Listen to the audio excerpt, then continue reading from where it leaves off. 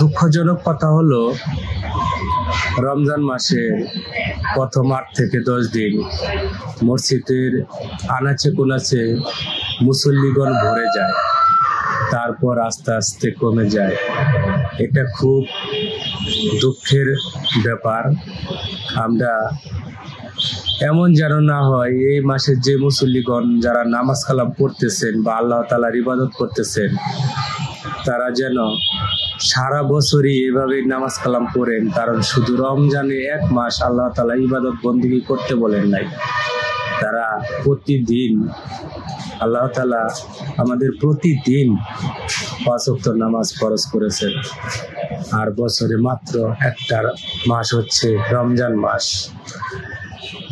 তাই আমরা শুধু রমজান না, প্রত্যেকটা দিনই এরকম মসজিদের প্রত্যেকটা ওয়াক্তে আনাচে কানাচে যেন ভরে যাক, আশা করি। আল্লাহর কাছে এই দোয়াটাই করি।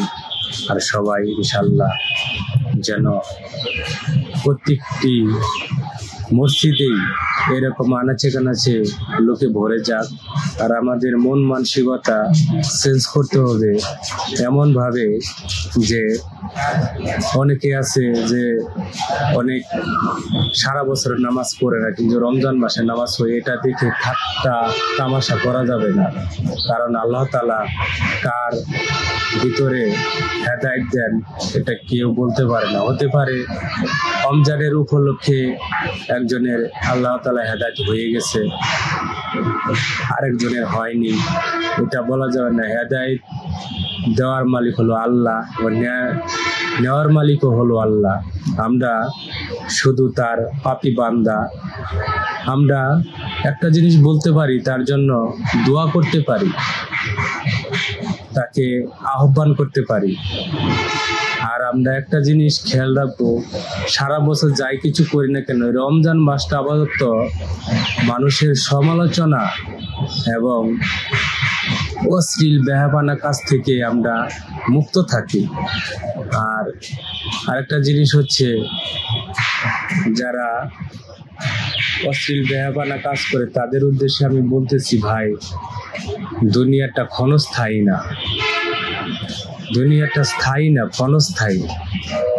এখানে আপনি চাইলে আপনার জিন্দেগি শেষ করে বা পরে আরো যে বেঁচে থাকবেন এরকমটা নয়।